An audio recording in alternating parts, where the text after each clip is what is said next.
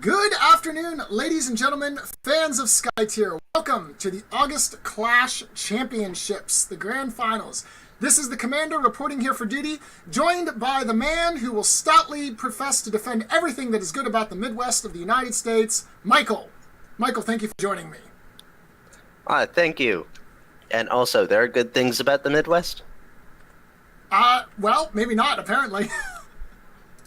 There are no, that was a statement. There are good things about the Midwest. I apologize. That's what I meant. Okay, very good. That's what I meant. So now that we've totally made a cluster bomb of this opening, let's talk about what we're doing. As we mentioned, this is the Grand Championship of the August Clash Finals, and you may be thinking to yourself, wait a minute, RG, it is currently October 11th or possibly 12th, depending on where you're at in the world, and we're resolving something from August? And to that, I would say yes. Due to the way that the clash structure is set up, as well as some difficulties in scheduling with our top players, we did have a bit of a delay resolving this tournament.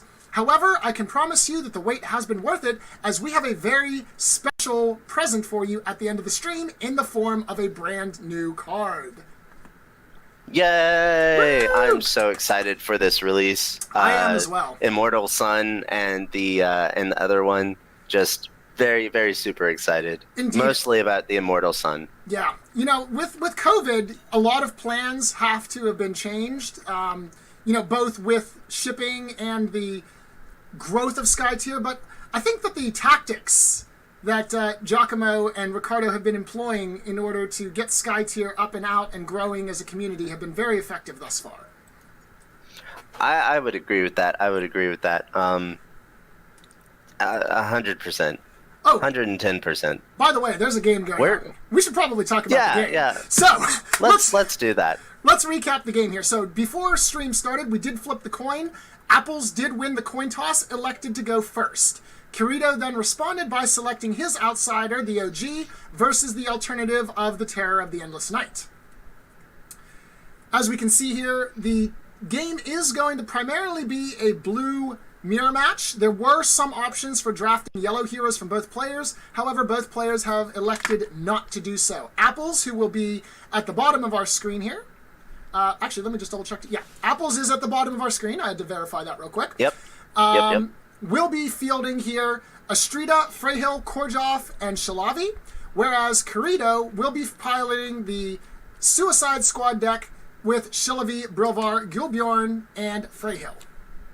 Yes, and this is the damage side of Suicide Squad, so we're going to be seeing a lot of revenges, a lot of healings, a lot of skirmish shenanigans. We're just going to be seeing a lot of damage, and I think from both sides too. I haven't gotten a good look at Apple's list, but I think this is his damage composition as well. I would agree with that, given that we definitely know that there are a lot of migraines, shatterminds, things of that nature, courtesy of Korhov's appearances, Nightmares Incarnate. Actually, I'm sorry, the migraines were on Akuti. It is Nightmares Incarnate that he brings. And as you can see, for our objectives, we have Obstinacy, Double Kill, and everyone's personal favorite, Hunting for Power. And so... Listen, as a courtesy, it appears that the players have colorized their tokens. We appreciate that. We're going to give them a quick shout out right here to just making everything easier for us. And then looks like Kirito has tossed away a Strength over Pain. Interesting, as he normally uses Strength over the Pain to proc off his revenge triggers from Freyhill, or in this case, actually could be anyone other than Shalavi, as Brilvar, Gilbjorn, Freyhill are all blue-green heroes. Indeed.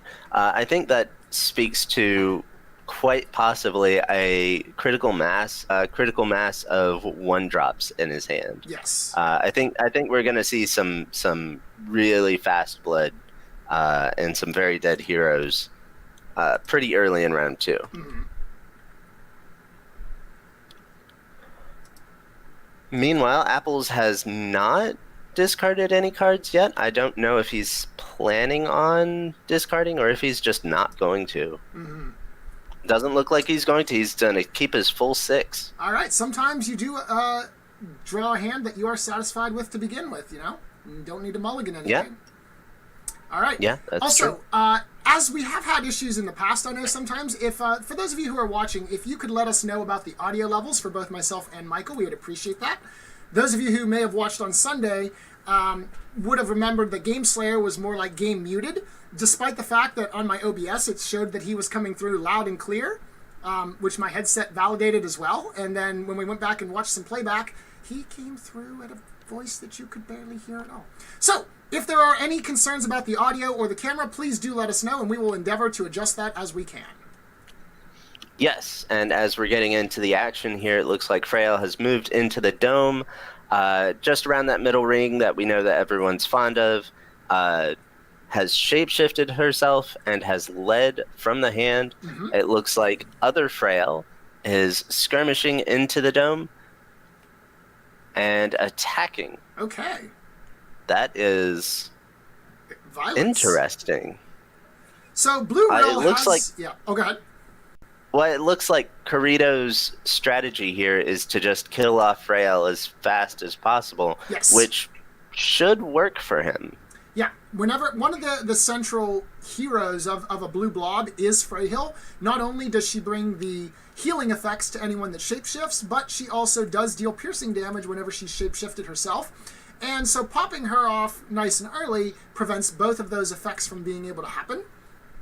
And it also neutralizes... Oh, go ahead. No, I was going to say, and it also, in this particular case, also would neutralize the lead card that Apples has played. Indeed. I would also add it halves about all of Apple's direct damage package. Mm-hmm. Like, all of his healing spells no longer deal damage. Right. As soon as Frail's off the board, and that kind of removes his ability to utilize those as tools, mm-hmm, rather than just having them around as of course saving options. Right. Speaking of saving options, as we mentioned, yeah, Apple doesn't have a whole lot of healing in his deck here, so we'll see if that does become an issue. Okay, so Astrida not going to actually go in and help defend Freyhill, it looks like. That is an interesting play. Perhaps Apples... I imagine that Apples is playing to the potential variants of the game. It's very interesting that he opted to push in... That's lane 1, yeah? Yes, I believe no, so. That's lane 2. That's 2. That's lane 2. He pushes in lane 2, and it's the lane that there are 2 heroes, potentially 3, that could shift over into that lane. Yes. So I don't know that he's going to get a whole lot done with that. Mm-hmm. Now I feel like he might have been able to get more done on an attack on Frail, but could also just be my short-sightedness, not seeing the potential bigger picture there. So I'm curious. So the one thing I will note about Apple's strategy that I will disagree with is he did not run Korjoff into the dome, play presence, and then lead, inviting a big tasty meat target. I am a big proponent of that play just because it's completely absurd. And also because it had that 1 in a million chance that actually worked for me. Don't actually do that, by the way. I'm being facetious. That was a terrible play, and I still reflect on how we managed to pull that one off and get away with it. But Korjoff will eventually be useful, as I do suspect Brilvar does have a position there where he can move in and taunt 2 of Apple's heroes, and we are going to see Gulbjorn go into the dome first instead, but it is possible that is interesting. Yeah. So it looks like Gulbjorn is going to serve as the opposition here, perhaps being the one who will lead. I'm perplexed by this play. I would have figured that Kirito would have wanted to hold on to that until after his opponent was finished moving his heroes into the dome. He just... Okay, wait a minute. He just worshipped and then attacked on Gulbjorn? That doesn't make any sense. Because if you were going to worship Gulbjorn not as your last action, Okay, he's doing it out of order. No. Yeah, Okay. he took it back. I was going to say, because if you worshipped second, then what you would want to do is use the skirmish, since Gulbjorn gains the skirmish AoE whenever he's shapeshifted, but this makes sense as well. Alright, so Freyhill is going to continue taking damage.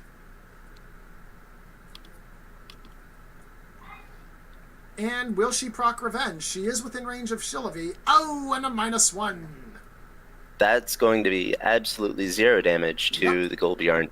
That's another reason why I'm a little perplexed by this move. Like, maybe if he skirmishes away as a third action. Oh, the strength over. Okay, now this makes sense. See? Okay, now this makes sense. So Gulbjorn's going to lose 2 here, and because he's not shapeshifted, he won't get the. Oh, he's out of line range anyways, yeah, he's out of range of. Okay, so that's. Still that's going to be another 3 damage. All right. Ooh, yeah, she's down to 6 HP now. So Freyhill actually just gets pretty much blown up by Shillavi at this point. Shillavi just kind of marches in, and that is a dead Freyhill. Theoretically. Obviously, it's not guaranteed per se, but theoretically, this is a dead Freyhill.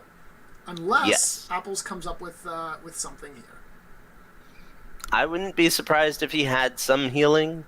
But I don't expect him to have enough to save Freyhill for round 2. If he has the Flux, if he has 2 Nourishes, he could pop the Flux and get 6 HP. That, I think, would be enough to keep him alive until round 2. Just barely. But it would be enough, at least, potentially to force a draw in the dome. So we'll see what the option here is for his play. So looking at his heroes, Astrida brings Charm through the eyes and presences, some redirects and wind blasts. Freyhill does have that Shelter effect, but that's no, Shelter is a reaction. But that would be useless on turn 1 because you wouldn't have any mana left afterwards. It would still heal for 2, but that's still only 2. Right. Not a whole lot there. Let's see. And Korjoff brings Shatter Mines, which useful for direct damage, not as useful staving off an assassin attack. Yeah, not useful saving off death. Useful for inflicting death, mind you, but that's not the objective right now. So, in this situation, let's see. If you take Korjov, you could, in theory, move Korjov next to Gulbjorn on his left. That obviously does put Korjov in range for a Shillavi and Brovar gang up, but it will also make it so that they have a harder time. Nope, never mind. They can still skirmish. You can still move skirmish and get to Freyhill. Yes. Yeah, Freyhill is in trouble here.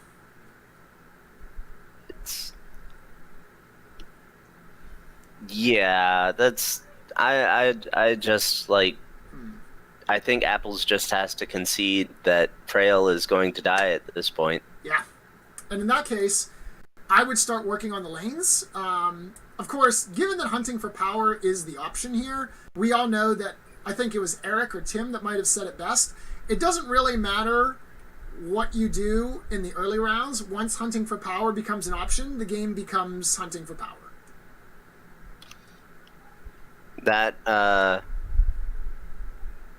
That does appear to be the case in my experience. A lot of, especially games like this, typically just evolve into fighting over the dome and then fighting over the outsider. All right, so let's see and what we I have don't. Here. Oh, Shillavi's moving in. I assume she's gonna. Nope, we're going after Brovar here. Okay. Gulbjorn. Excuse me, Gulbjorn. Wrong front line. And it's going to be 4++ so -2 armor. Yep. He is within range of 3, so 5 damage, -2 armor brings him down to 15 HP. Not a whole lot of damage there. Yeah, and this is from an assassin. It's basically designed to output damage, so this is not looking great for Apples, I feel. Like I'm not here to well, I guess I am here to cast. I'm not I don't claim to be amazing player. I feel like I'm decent, not amazing. Things don't look good for apples. Yeah, the problem with the Suicide Squad deck that Kirito's running is if you draw with them, it's not so bad, but once they start getting an advantage, it's kind of like a crack in a dam, right? Like, as long as the dam structure is whole, everything is all well and good, but as soon as those first cracks appear, the pressure of the water just turns it from a small fracture to a small hole, and then boom, the floodgates kind of just open, and a whole world of pain enters. Yes. So Shilby moves in. I assume she'll skirmish next to Freyhill and then kill her with an attack. That I would expect something like that.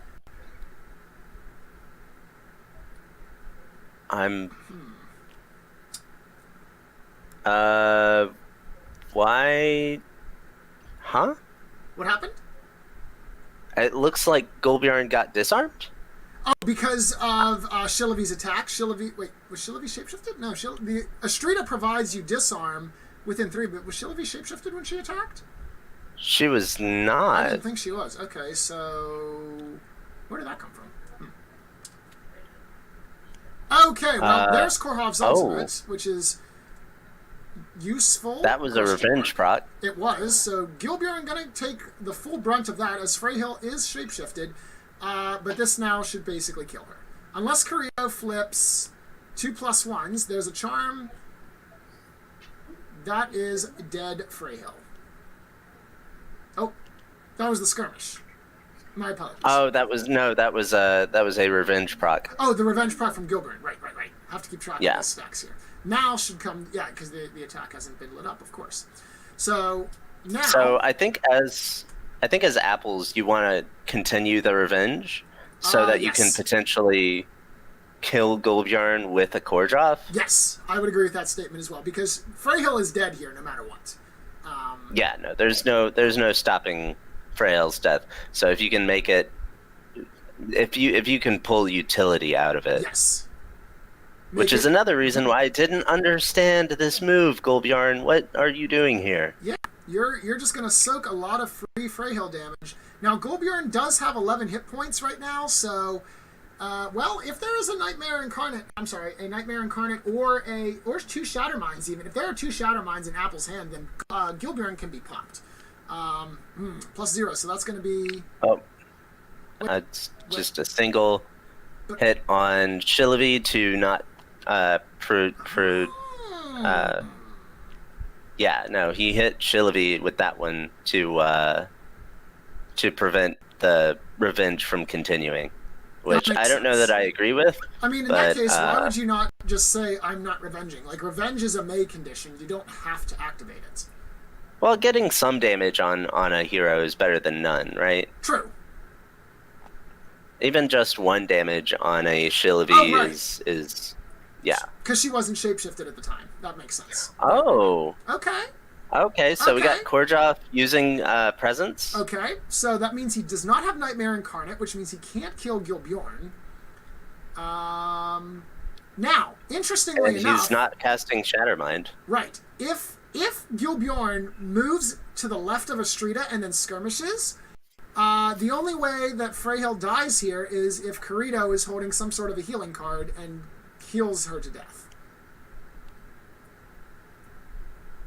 Because Brovar would not be able to get in range with move skirmish to Freyhill. That's true. He could potentially do that. I don't know... Okay, so... Well...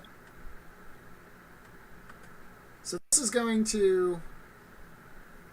because otherwise, I feel like you just send Brovar down and you punch Freyhill into the... Oh, okay, we've got Skytear Discharge. Okay. Interesting. Okay.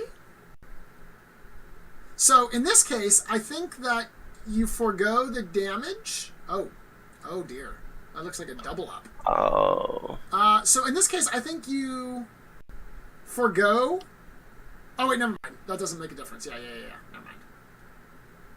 And this makes it even worse if he shifts around the Astrida to get next to Shillaby. Yeah, then Korjov basically gets popped by Brilvar because that's discharges on the stack there. That'll probably kill him. Yeah, with 2 discharges, that's essentially 4 plus a double flip.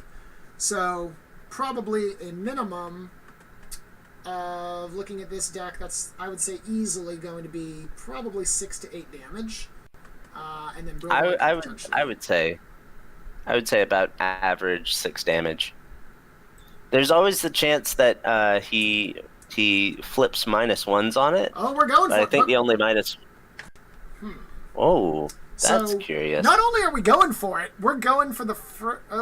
Okay, well, +3 on the flip, so that's 3 damage to Fredo. Now the revenge goes off. Or, I'm sorry, not the revenge. The Skytear discharges, so that's going to be 3 damage to Korjov. Yep.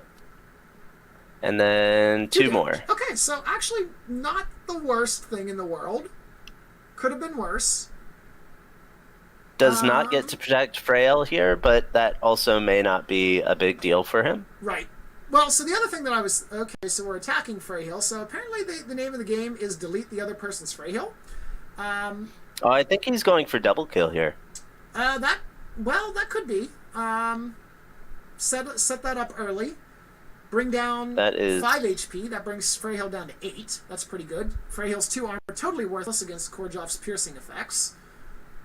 And then if Korjov were to lead here with a card from hand, right, he would be able to tie the dome. Correct. Nope, he's going to go and shapeshift. So that tells me... And heal up some damage. Yes. So that tells me... Well, 1 damage. Unfortunate. That tells me... Not a lot. That tells me it's likely that there's a Nourish in his hand, I think. Because otherwise I feel like you would have led, because as you mentioned, with the presence, you're assured of a dome tie. Yeah. Yeah. So I think he's got something with a Nourish, unless there is a... Or he could have a Charm, so when Freyhill goes to try and heal him to death, if that's the option, then he's able to take that off and receives the healing from Freyhill instead. So let's see. So Brilvar going to make the charge. Move the skirmish. So depending on what this flip is here. Response time. Okay, there's the Nourish. Yep, there's the Nourish. So now, unless Kirito has a healing card in hand that he can use to kill with Freyhill, Freyhill will in fact survive the round.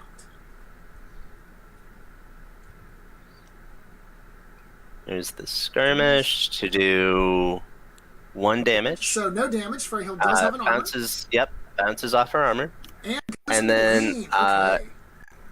Oh. So we're going to concede the dome and get lane number 2. Okay. Interesting. Okay. Quite. All right, and we're going to lead from the deck. So this could potentially result in a push or a substantial swing for Kirito, depending on what that card is. But as it stands, the outsider will make an appearance. So I think where Apples wants to place the outsider is over in lane 1, where the bushes are. Mm-hmm. And I think the first thing he wants to do is shove probably Frail as far away as possible. Yes.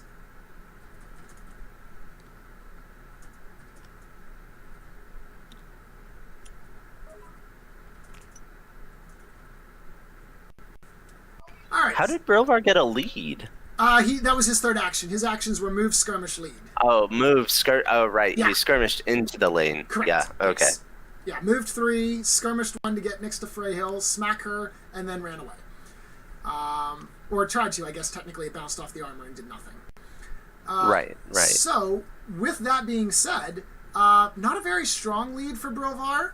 Only going to result in a +1, which means that not too bad. Apples is okay with how that lane turned out. And now,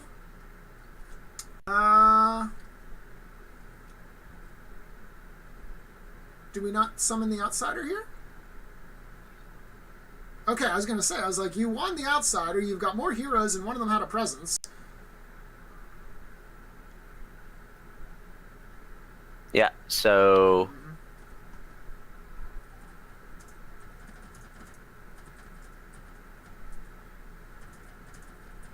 So the question here now is positioning. So this outsider, this is probably what the theory or the weight is behind, because that outsider needs 3 hexes to be occupied for its placement, and it will always be both in and outside of the dome. We'll go ahead and take a look at the outsider card while they do some thinking here.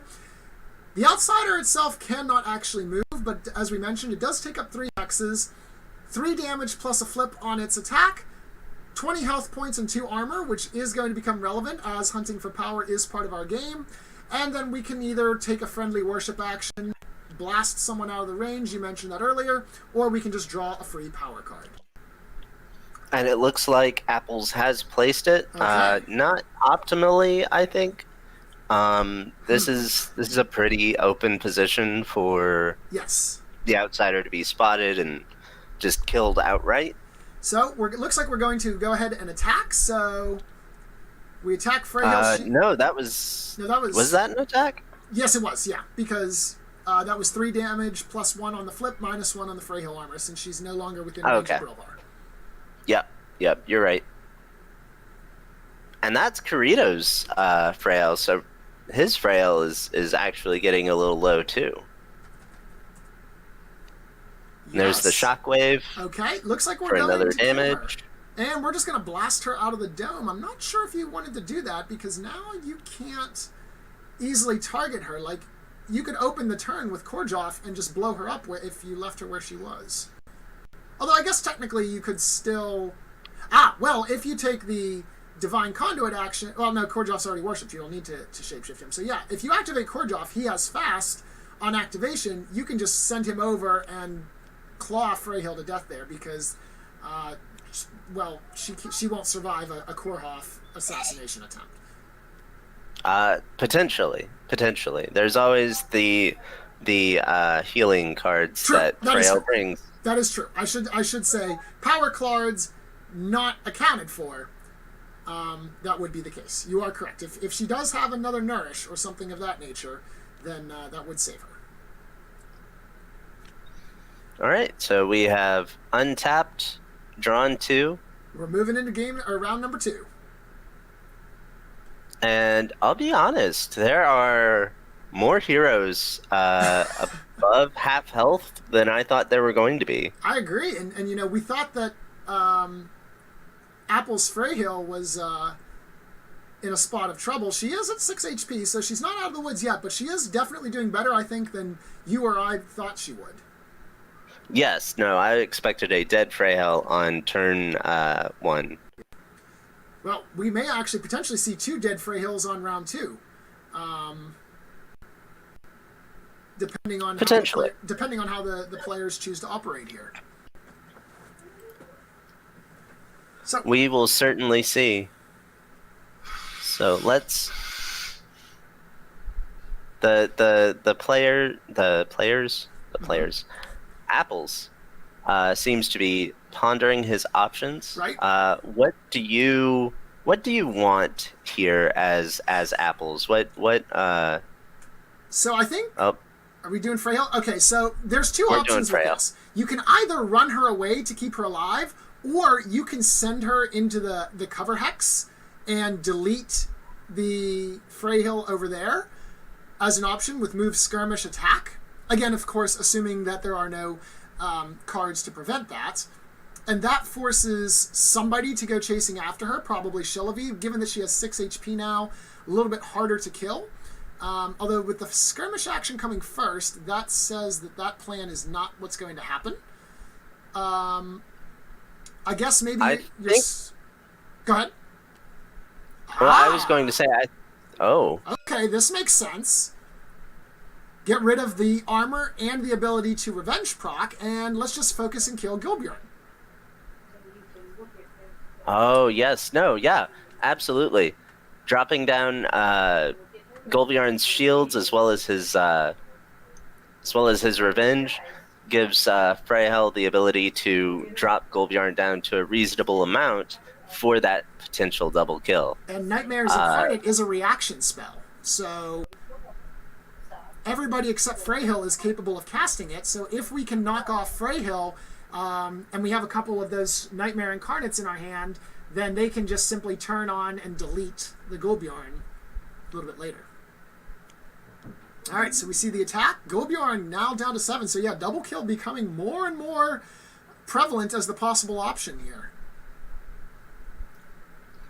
Yes, and we see one of the reasons why Apples is in this grand final is keeping open as many options as he can, Yes. while also surviving. Is very impressive play. Always love watching high-level Skytear play. Yep. And with that heal, Freyhill is now at 8 hit points, and given that she's worshipped, that's going to ensure that she survives at least one attack from anybody that might come after her. Clearly, in this case, Shillavi seems to be the obvious candidate to attempt an assassination, but even so, Freyhill won't die in one. Okay, so we're bringing Brilvar into the dome now. Interesting. Very interesting. We're going after Korjov. All right, so is Kirito setting up for the double kill here? Potentially. Bring Korjov low, bring Freyhill low, and then potentially maybe Pop them both. a turn 3 Dance of the Predator, pop them both, or just maybe another Strength Over the Pain, Frenzy from Freyhill, kill them both, possibly are options. All right, now Korjov is shapeshifted, which means Brilvar is going to take Piercing Revenge. Well, no, he's not, because that does 0 damage. But any Revenge procs from Korjov will do piercing damage, as Korjov is a mage. And it looks like Brilvar is going to worship. So this is actually going to ensure that Freyhill has a much higher survival rate, since any attack activations from either Shillavi or Korjov will require them to first attack the Brilvar. That's if his shapeshift token stays on him, Yes. and we know just from looking that Apples has 2 exhaustions, 2 charms to potentially change that. Obviously, having used one, and I feel like I saw one flipped as well. You saw, actually, I apologize for jumping in, but the other charm is actually on Ekrit, so he only had 1 charm, and you did see that one get flipped. So there is 1 exhaustion potentially left that he might have.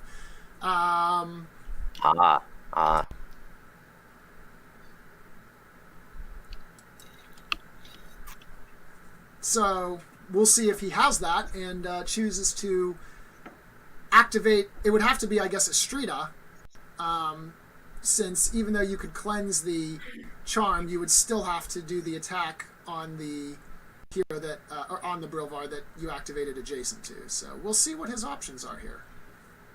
You can always cleanse it off at the end of Brilvar's turn. True, you can.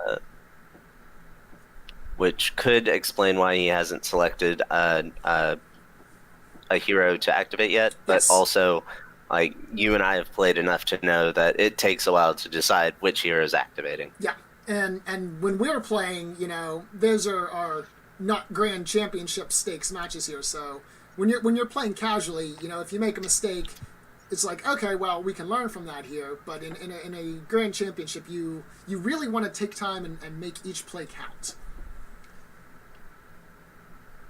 Speaking of playing, we have to play our Clash at some point later today.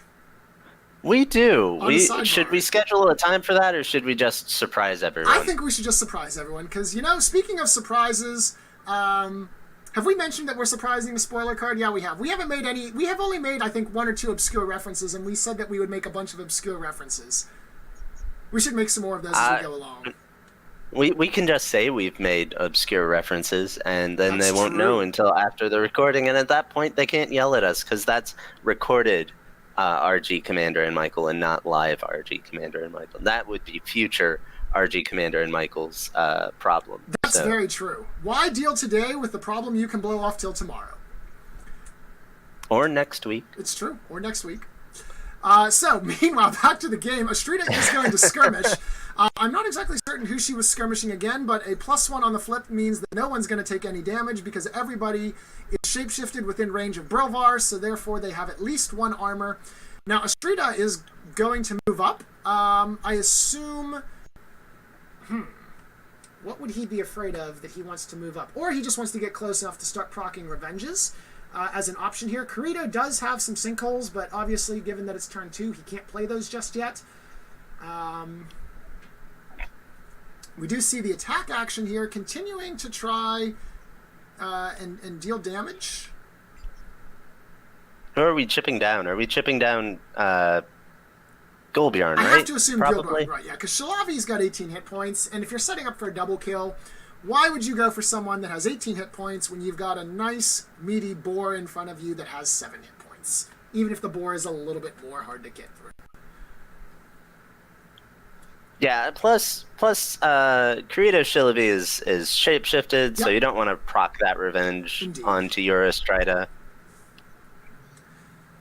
Speaking of Astridas, go ahead. I do like this wall that Apples is setting up here to protect his Frail. It also looks like, this is just chess. This is just chess, guys.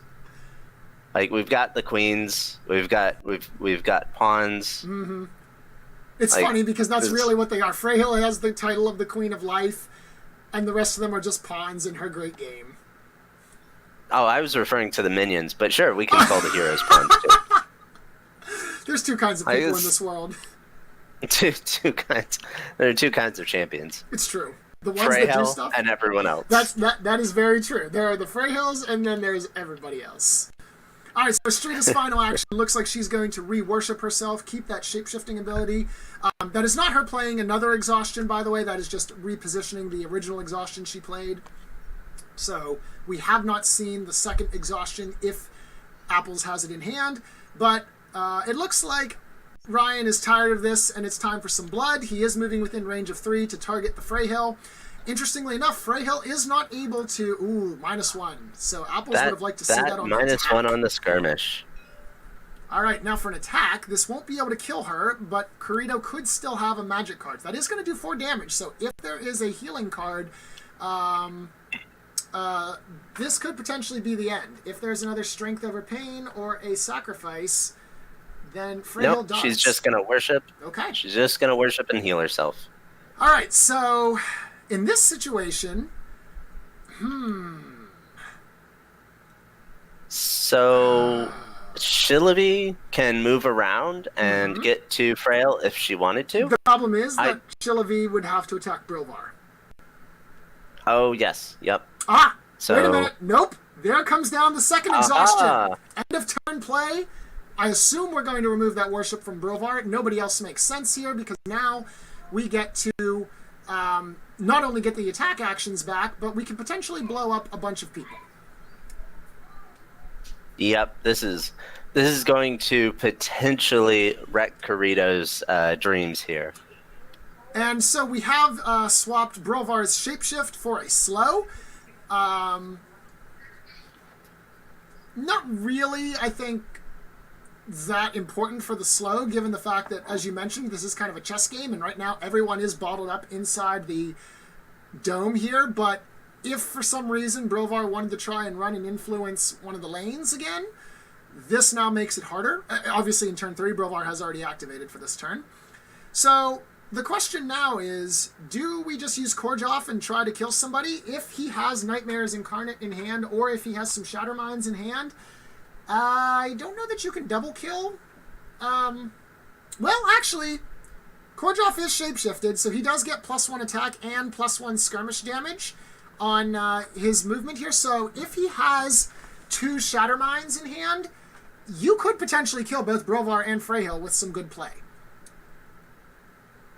Although one thing I would note, that even with fast, this arrangement makes it so that he can't get to the heroes. So we play Presence here with Shalavi. This is good. I think we need to move Shalavi first, and then Korjoff goes ahead and proceeds to run the board.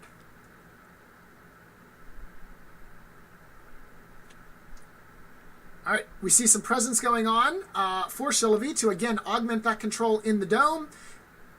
Apples has decided to discard the Time Warp, says that we're all pretty much close as it is. I don't need to do anything there. We are going to skirmish now. So, skirmish action against anybody? Or are we just going to simply move here? Okay, +3 on the skirmish. Nice. There's a skirmish there. All right. Ooh. Knocking Gulbjorn down to 5. Okay, getting that double kill ever closer. And we're going to attack. Okay. Oh, and attacking. At this point, ooh, this could potentially kill, though. If you flip a +2, you don't, though. Oh, you have predicted. Oh, no, he threw away the one he predicted, so he wouldn't have known that. So Gulbjorn hanging on the edge of infinity here. Shalavi now needs to move out of the way, and then Korjov can just run up and kill both Freyhill and Gulbjorn, and unless Kirito has healing, there's nothing he can do about it. Actually, that's not entirely true. You could use your hero's activation to reshape-shift Gulbjorn. Reshape-shift Brilvar and force Korjov to waste his attack action against Brilvar. But even with that being said, Nightmare Incarnate and a skirmish and two Shadow Mines and a skirmish will allow you to kill both Freyhill and Gulbjorn. But he didn't move, so that doesn't matter. There's also the play that could have happened.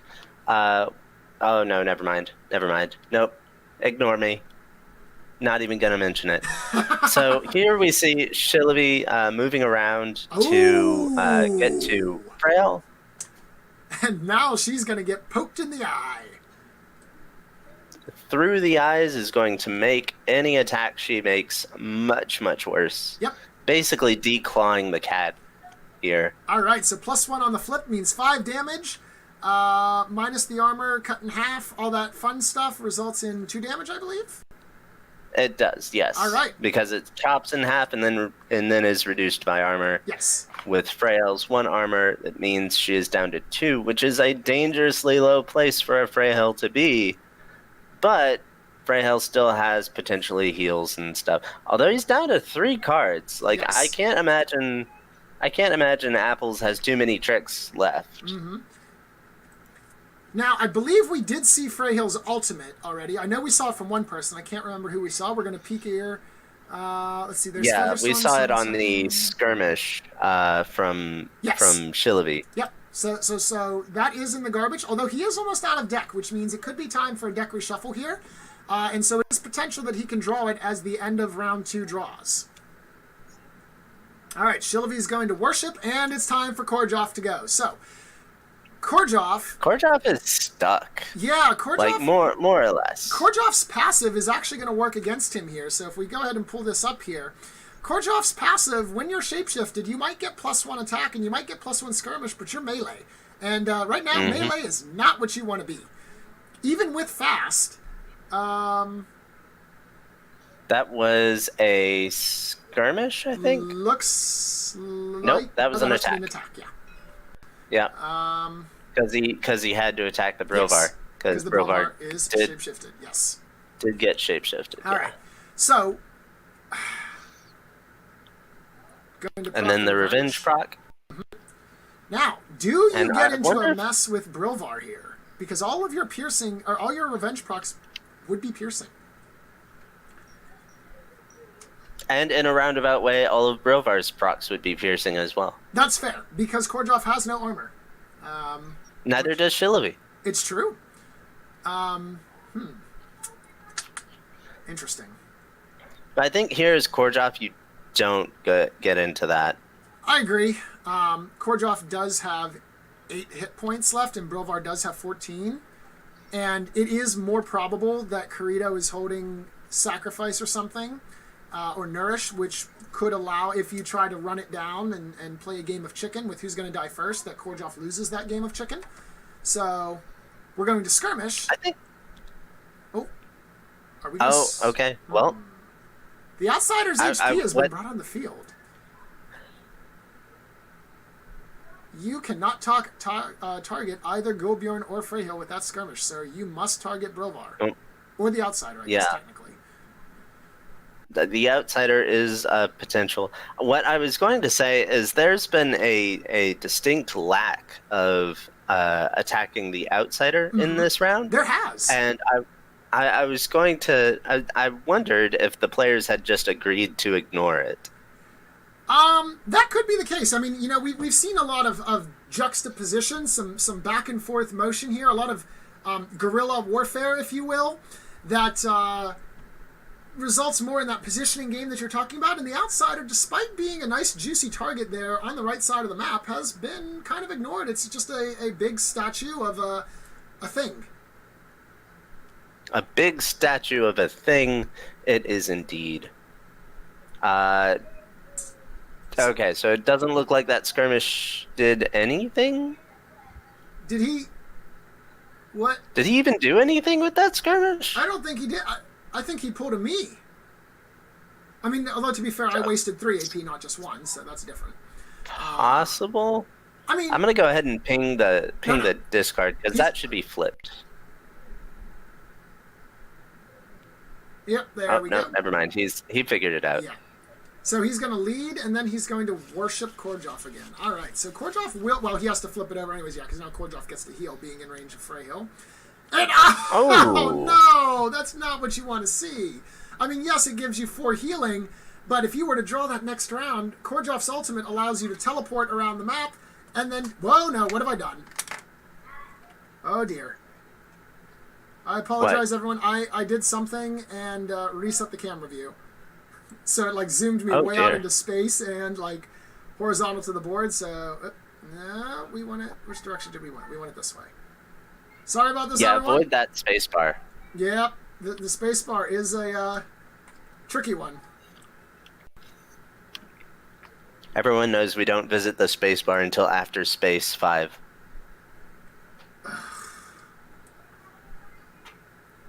But then again, it's space 5 o'clock somewhere, right? It is true. That is correct. Just as it is high noon somewhere.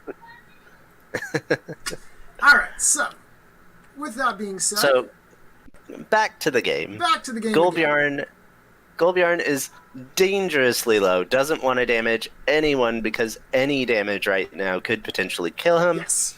The deck has been reshuffled for apples, and I think Golbjarn just runs after the outsider here. Mm-hmm.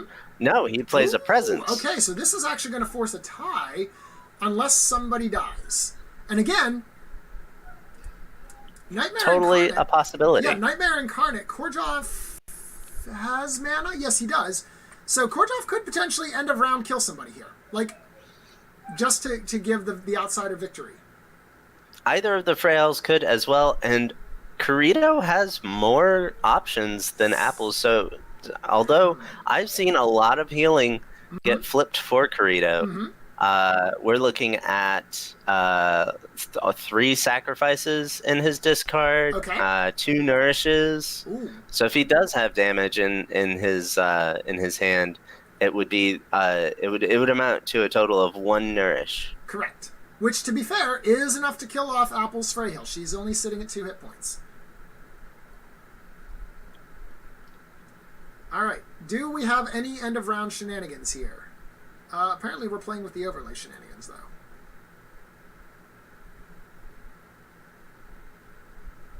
Well, it looks like someone needed to reset their overlay.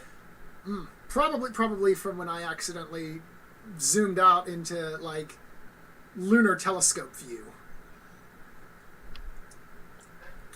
All right, so... Do you think that maybe your keyboard tactics could probably use some work? I would agree with that statement. Yes, definitely the case. That was a nice one. I appreciate that. Thank you. All right. Thank you. So we are at the end of the round here. Minus 1 activation for Golbjarn here. So what will Golbjarn do for the rest of his turn? He's just going to finish off, it looks like, with a lead, worship, and then I believe a pass. Because as you mentioned, any attempt at damaging anyone is going to proc a revenge, which would end up killing him. Most likely. Yes. All right. Oh, is he going to forget the heal here? Surely he doesn't. I hope he Surely doesn't. he doesn't forget the heal here. I hope he doesn't, because otherwise G-Baby is about to get put in the crib. G-Baby? Just run with it, man. Just run with it. We're going with it. All right. So. He did. He forgot it. He forgot the... Or no, maybe he's rethinking worshipping. That could be the case. Because he's got 2 action. Nope. There's the worship. Okay. Again. Oh, okay. There's the heal. Okay, so it moves him up to 4. So Not in risk of immediate assassination unless there's a double Shatter Mind, which, again, could possibly be the case. Well, double Shattermind would need to be played at the beginning of next round because it is not an instant. You're right. I was thinking of Nightmares Incarnate, but there's not enough mana to do that. You are correct. Shattermind is no longer an option. I do see that Shelter got played. When did Shelter get played? That might have been the random healing that we weren't sure about earlier. We must have just missed the trigger. Although it looks like Gilbjorn is going down 2 HP here. Was that a okay, that was probably what it was then. Nope. It was a Shelter at the end of turn to try to kill off Gulbjarn, and then Gulbjarn got healed? Yes. I think that seems to be the case. Oh, yeah, no, Frail just played Shelter. Yeah. So okay, so that's what was the stack action there. Okay, that makes sense. I don't know that I agree with the Shelter here. I don't know that it actually helps. Well, it does force a push in the dome, I believe, as long as Kirito led with a 3. So both lanes are going to tie, which means they are both ripe and juicy for a Dragon Punch, of which neither player has. All right, we see a 3 from the Chasm. Kirito, if you don't show us a 3, okay, we see a Rampant Hatred 3. That makes perfect sense. So we have a push in the dome, and we progress into round number 3, knowing that Korjov can't use his ultimates, which is kind of unfortunate, because if you had access to the ultimate, I don't see how you survive a double kill assassination barring healing. It would take a lot of healing, and we already know now that Kirito doesn't have a lot of it in his hand. He is going to be drawing 2 more cards, which means all of his healing is going to be either in his hand or in his deck. Yep. Which is obviously that's where cards are going to be in general. But we know for a fact that 5 of them are going to be in his deck, and only 1 of them are going to be in his hand. So he will have 1 in his hand. It's true. All right, so let's go ahead. All right, Kirito is going to shuffle the deck here. We're going to go into round number 3. Let's see. You know, we said at the beginning that hunting for power was going to be the play, but that outsider's sitting at 20 HP still. In round 3, it is possible to 20 to 0 him with the amount of piercing on the board, but as we mentioned as well, 2 heroes dangerously low for Kirito. So yeah, I kind of like. I'm a little. I'll be honest. I have no idea. If Kirito can kill off Apple's Frail, then he very he has a shot at hunting for power. I would not go for obstinacy in that case. Definitely not. If Apple's can either kills off Gulbjarn or can bring Frail incredibly low, then Apple still has 2 potential outs for the game. So, let's see. But I feel like Kirito's just jockeying for dome position. The question is, who do we activate here? Because as we mentioned, Shillavi could potentially kill both, Korjov could kill both, but the problem is both of them are about to be taunted by Brilvar. Now, that being said, if you also have Dance of the Predator, that makes double kill a lot easier. If you have Dance of the Predator and any direct damage yellow card, I think you activate Korjov, and then you just run the board with a combination of Korjov's remaining power, Dance of the Predator shenanigans, and then win the game from that. If you don't, then we'll see what Apples does. All right. Apples only has 3 cards in hand, so he's running dangerously low on resources. Indeed. All right, so Freyhill is going to attack. So who is she attacking? Wow. And here comes the Glacial Rebirth. So Kirito is going to save his skin here, unless there is a charm or an exhaustion, which I don't think is likely, because this Glacial Rebirth is going to kill Blue Freyhill, as well as prevent both Red Freyhill and Red Gilbjorn from dying. Well, at the very least, it'll prevent. He activated Frail. And there's the charm. There's the charm. Whoa, there's the charm. Okay. So that's going to prevent Red Freyhill from... Oh my and god! The Feral Vitality? In 6 months of this game, I have never seen this card actually be played. So we're going to go ahead and look at it, because I'm pretty sure some people have no idea what it actually does. So this removes any condition from Gilbjorn, and then heals him to full HP.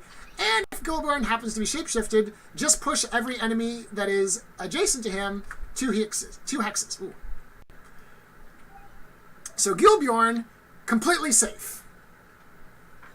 Yeah, unless. Oh, there's dance. You called it. You called it. Here we go. Oh my goodness. Okay, so let's take a look at what the stack is. On the bottom, I'm going to go from the bottom to make sure that I didn't miss anything. In the bottom, we have... On the Nourish to respond. Oh my gosh. Okay, so Michael, sort this stack out for the viewers, please. So the Glacial Rebirth is on bottom. Well, we have the attack below that, right? Was there an attack? I think there was an attack. There was an attack. Attack is on bottom. And then the Glacial Rebirth was the response. Yep. That was responded to with a Charm, Yep. which was responded to with a Feral Vitality, which was responded to by a Dance of the Predator, which was responded to by a Nourish. And I don't know who was targeted with the Nourish. It came from Brovar, so I can only imagine it was. Has to be Gilbjorn. Yeah. And then there's a flip. I assume this is Dance of the Predator.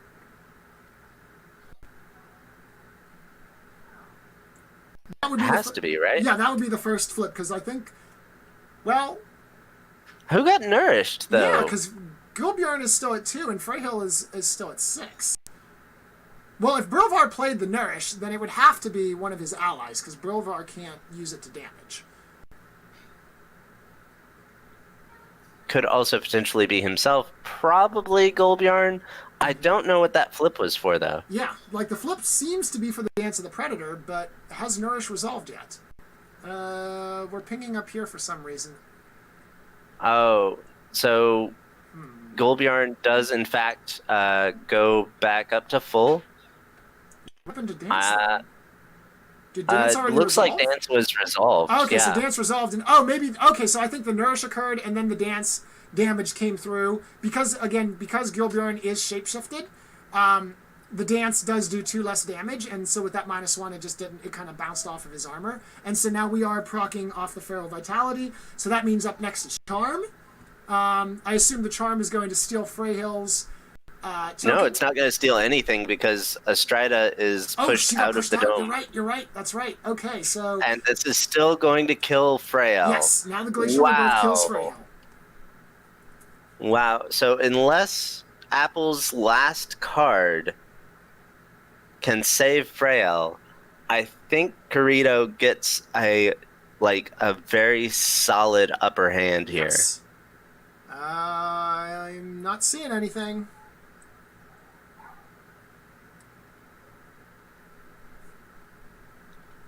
This is a very tense moment for everyone watching, as well as those of us in the casting booth. Oh, no, what happened is that Kirito dropped out of the game.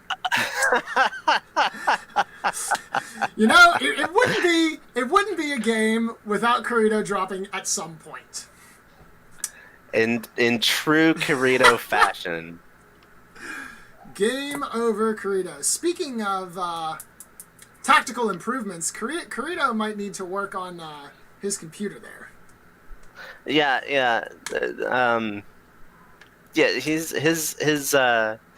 His networking networking tactics need some updates. I don't think we've said tactics often enough. No, in case anyone hasn't picked up on that one yet.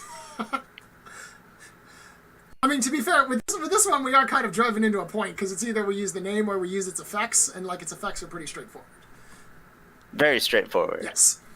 Alright, so Freyhill is now going... So we are on the resolution of Glacial Rebirth. Glacial Rebirth is going to heal up everybody on the battlefield and then damage all 3 of the heroes. I'm sorry, damage 3 of the heroes. It cannot see Astrida. So Freyhill dies. Korjov and Shilavi will each take 3 damage from the Glacial Rebirth. And that will be the end of the stack because dead heroes can't attack. That was exciting. Wow. That was wild. That was very, very wild. That was amazing. It was. I'm so happy I was here for that. Yeah. So...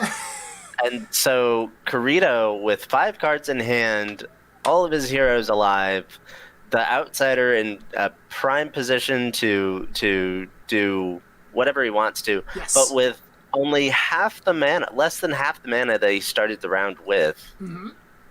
Probably won't be able to kill off the outsider this round, but will certainly be able to set up for it next round, or potentially set up for an obstinacy on Frael.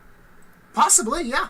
And the other thing to consider, too, is you mentioned that Kirito's at half his mana. The one thing that Kirito is comfortable about knowing is that Apples only has 1 card. So Apples may have access to more mana, but he doesn't have a lot of cards to play. Now, of course, if he were to activate Shillavi or Korjov and kill off the Frael, which is now significantly harder, then that would potentially induce some drawing there and maybe give him some more options. But right now, I agree with you. I think as Kirito, you're feeling pretty comfortable in this position. Yes, absolutely. And going second, this means he's going to basically feel like he's going first and second this round. Mm-hmm. So what do you do here as Kirito? Do you go after the Korjov?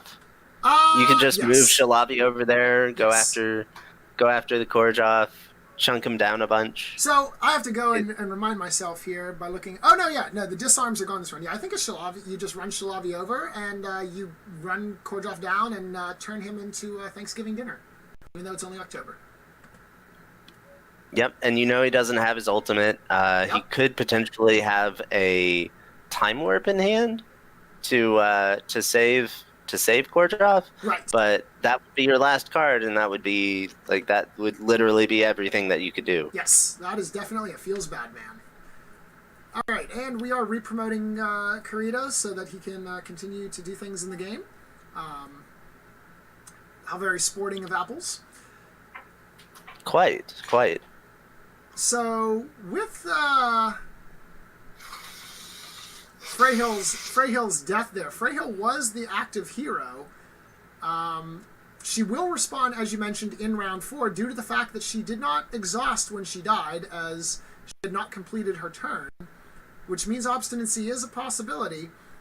But who does Kirito activate now? He's got 3 shapeshifted heroes. I think that you use. I think we go with Shillavi and we just proceed to try and kill Korjov.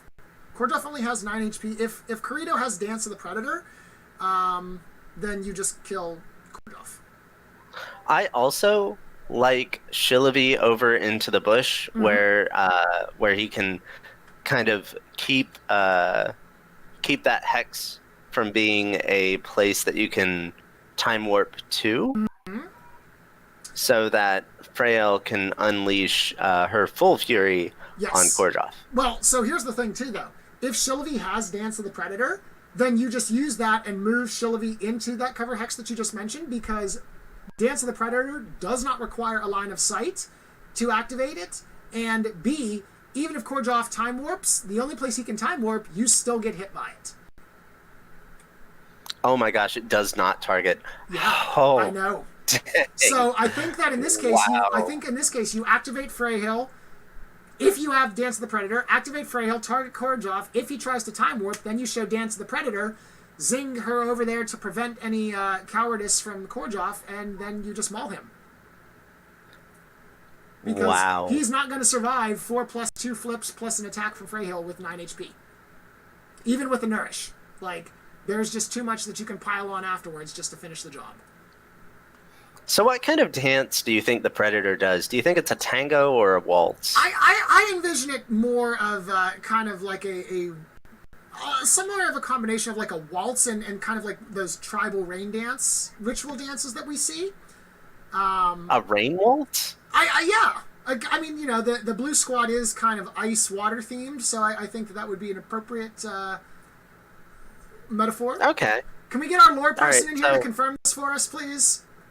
Yeah. Someone get the lore guy. I forget his name. I do too. harem, isn't it? I'm not sure, to be honest. I apologize. I feel terrible. I feel terrible, guys. Let us know in the comments down below how terrible we are. But yeah, no, it's official now. Shalavi dances a rain waltz. Yes, excellent. We are making up canon. Meanwhile, I'm sure the Neris are watching and thinking, what are these two idiots doing to our game? this fantastic game that they've played, that they've created for us, we are and ruining then one injected cast a at a time. Skytear drain. You know what? You know what? We haven't talked about Skytear drain yet. Everything was great. Everything was great until Skytear drain was printed. Interestingly enough, neither of these players are bringing Skytear drain, although to be fair, the Freyhill would be the only one for Apples to play it, but Kirito, being a staunch opponent of the Skytear drain card, just refuses to play it. Yep, and I respect a person of those principles. When a card is effective and you refuse to play it on principles, like I can see a day where Kenwi somehow becomes very, very powerful, like with the new release, the Midnight Sun release. I will still refuse to play her. While we're waiting for their moves, you'll see that we have 5 things in the trash over here. So 2 of those things are, of course, the heroes that were discarded by our players since you bring 6 and draft 4. The 5th one happens to be the Kenwi that spawns whenever you create the map. As a good citizen of the world, I made sure to take out the trash before the game began. All right, so now that we're back into the game, here we go. So we're actually not going to attack Kordjov. We're going after Shalavi. -1 on the flip deals... Oh, and a +1 on the flip there from the other Shalavi. Deals a grand total of 5 damage to her, so she'll be down to 10. Yep, and she will get a revenge proc. Yep. Do you think she goes after... I feel like she just goes after Shalavi, right? Yeah. There's not really a good target here, to be honest. There's just not a good target. Like, Brovar and Gildurin. Oh yeah, you just hit Shalavi because Shalavi's not shapeshifted. Oh, that makes sense. But it doesn't look like she did. Huh. So there's the skirmish to do some damage. And then move away before the revenge can go off. Okay, well. Yeah, this is starting to look a little dicey now for Apples. I think you need to kill off Freyhill here. Which, with this activation, the problem is Brovar is shapeshifted, which means that that either Kordjov or Shalavi activating is going to force the attack action to be wasted. Alright, we do see the +1, so it looks like Kordjov is going, so Brovar is actually going to take 5 damage from that attack. 4 plus the flip there. Does he have enough power? That's pretty impactful. Yeah. He could potentially move / skirmish and go after... Okay, we're going to do the revenge proc there against Kordjov. That'll deal 2 damage, bringing him down to 7. With this shapeshift, Kordjov does have fast on, so he could get to Freyhill with a move and a skirmish. Marking with the fast, good. So if you want to try and assassinate Freyhill, this would be a good time to do so. Because I feel like... Oh! I don't know the... Oh! Okay, nope, so he's we're going just for running. this. We're going for this. We are totally abandoning the dome. Interesting. We are abandoning the dome, and we are going for our next... Wind Blast. Okay, so we are going to have a massive push against... Does he have Trample? If he has Trample, that's going to be awesome. He wouldn't be able to play it. Well, with Shield. It requires... Oh, it's... Oh. Hmm. Oh, no, wait, you have to be adjacent to play be Trample, and there's no, and there's no way to get adjacent because you have too many minions. When having too many minions is your problem. Alright, that's unfortunate. Well, nevertheless, though, that is going to be a massive push, but, I mean, it's not within range of the towers, so Kirito doesn't really care. That can't do any damage until next round, which means Nexus Destruction is a turn 5 victory condition. At the earliest. Well, the game would end after 5, right? So... Well, yes. So, yeah, yes, so he wouldn't be able to... That's... Yeah. But yes, you're right. Yeah. You would not be able to get to that before turn 5. Until we invent that new power card that lets you just start destroying the Nexus towers. Deal 1 of damage to... That's totally not the card that we're spoiling today. Definitely not. No, the card that we're spoiling today is actually a very fun card. If we haven't mentioned, by the way, it is a green card. I did mention that in the Discord. I'm not sure if we actually mentioned that on stream, but it is a green card. And yes, tactics are involved somehow. We'll just dispense with the subtlety. Let's go ahead and get this flavor text out of the way. Actually, yes, please do. It says, "Children of mine, beware the lurkers in the gloom." Ooh. And this is Ajith, sovereign of Asha or Aha. Let's run with it. Wow, We'll run with it. I did not think that was going to be that difficult to pronounce. My Midwestern Southern charm is starting to fade. I appreciate you taking the hit for that one, Michael, because I did not want to pronounce that last name. Ahasa. Close enough. Again, correct us in the comments if our pronunciation is terrible. Or just tell us that we're awful. That too. We're okay. We're big boys. We are. We can take it. All right. So. We've got, that was... Attack, move, lead. That was Korjov's activation, so now we've got Gulbjarn. And now... over here. Oh god, here we go. Skirmishing? Skirmishing. Yeah. He's coming over to protect the lane. Because he knows that he wins the dome, functionally speaking. Basically no matter, because he has a hero advantage, so he's going to send Gulbjarn, I assume, over into that lane just to prevent the press up against the tower with 9 minions play.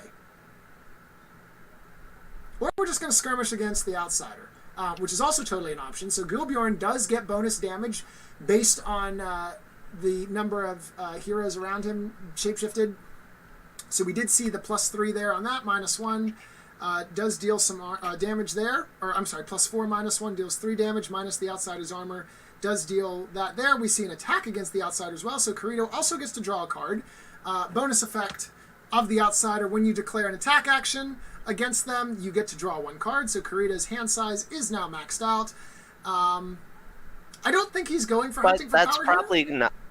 He's probably not going to stop at 6 cards, right? Like, probably not.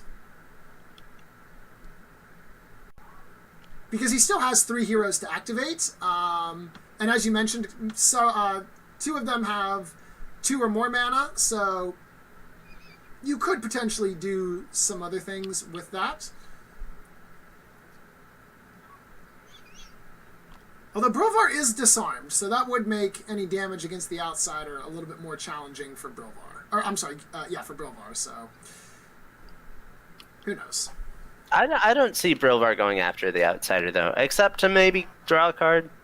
That could be, yeah, because again, you don't have to discard down until the end of the round, so if you want to load up your hand with options and then throw away the worst ones, that's also a possibility. Yep, definitely is. We see here that it is now Apple's turn. Yes. Now that Gulbjarn has finished his turn, is Apple's turn, and he has. It looks like he's going with Estrada. Okay. So, Estrada, what will she do here? So, we were wrong. Gulbjarn actually doesn't go into the lane to mark Brilvar, or to mark Korjov and contest him. Estrada has 2 mana. Not enough, I think, to kill Freyhill if she were to attempt an assassination, because Freyhill is shapeshifted, which means she has 2 armor, and Estrada does not deal piercing damage. So do you just send Estrada to a lane, perhaps? Well, we're going to skirmish, so we're going to do some sort of movement here. Or are we going to go and try and kill somebody? Okay, we're going back into the dome. So I think maybe a presence card and a lead then to help contest. No, I think she's going to try to disarm Freyhill. Okay, well, we are declaring the attack. That makes perfect sense. -1 on the attack, so that is not going to deal any damage unless you were targeting Shillavi. Actually, no, even if you targeted Shillavi, that would do no damage, but you will disarm, as you mentioned. Freyhill has been disarmed, like you called. Very nice. And then we are just going to lead from the deck. Interesting. I think Apples is going for maybe a Haymaker play or a Hail Mary play, where he tries to prevent the win while also pushing up the lane. Could be. All right, so Freyhill is going to attack the outsider. That will allow Kirito to draw a card regardless of the amount of damage dealt. 0 on the flip. Freyhill does do piercing, so she will deal 1 damage there to the outsider. The outsider is slowly getting chipped down there. And then what we can expect to see here, but quite potentially, is a bunch of... Well, no, because he did flip his heals into his deck, so right. His deck had 5 heals. It looks like he's flipped 1 sacrifice so far. Mm-hmm. All right, so we're going to skirmish. Now, that skirmish attack, will you continue to damage the outsider? Yes, you will. Okay, so this skirmish is going to do +1, cut in half, rounded up. 1 damage again to the outsider. Outsider at 75% HP still. And Freyhill is ending in a kind of interesting position. Yep, she is far back enough that it's going to be hard to reach her, although Shilovy is still within range 3, so you could run it down that way. But with the Warship, Freyhill has 12 HP, 2 armor. Shilovy not likely to kill. So does Apples attack the outsider here using Shilovy just to try and build some momentum? Oh, no, she can't. Whenever she activates, she's going to attack Brilvar because Brilvar reshapeshifted. So yep. what is Shilovy going to do?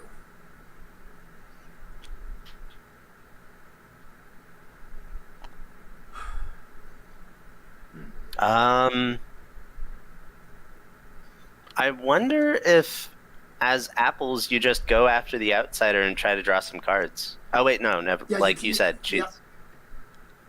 Can't do that. So, Brilvar's going to take 2 damage here Revenge from the Shilovy? attack. Now, one thing that is interesting, though, speaking of the outsider, where Korjov is positioned, he is able to attack the outsider, unless Kirito moves it on spawn, which I fully expect him to do so, seeing that, because otherwise Korjov can kind of just sit in that bush and shoot it. Korjov did not shapeshift, which means he does have his range back. And so we could end up getting another crazy stack here that could potentially just 15-0 the outsider. Given that everyone's got 4 mana next round, I expect to see spells flying as we try to outmaneuver each other and race down and DPS down the outsider. Oh, that's a good point. That could be why Freyhill moved to where she did, so that the outsider could reposition over to that Try area over that there. lane. Mm-hmm. Yeah, where Korjov isn't. Correct. Because, yeah, there's really no way that Korjov gets over there without his ultimate, which we know is sitting in the discard. Unfortunate. Quite. So, let's see what Shilovy's remaining moves are. So after Shilovy activates here, it's going to be Brilvar's turn, and Brilvar is going to be able to do a number of things. What do you think Kirito's plan is for Brilvar once the dust settles? I have to assume that Brilvar goes to either where Control Zone 3 is or 2 down from it, so that he taunts both of those heroes, both Astrida and Shilovy, forces them to waste their attacks or draw out another charm/exhaustion card that Apples might pick up on the end of turn draw. Because at this point, Kirito, I think, is in enough of a position where he can outmaneuver, and if you can just waste Apple's possible resources against the outsider, then that just makes your position even stronger. Brilvar is disarmed, so it's not like he's able to do any real damage to the outsider. The outsider has 2 armor. Brilvar does 2 plus a flip, which will be cut in half. So I don't see what else you would really do in that scenario. Okay, Shilovy is going to run away, though, into the lane.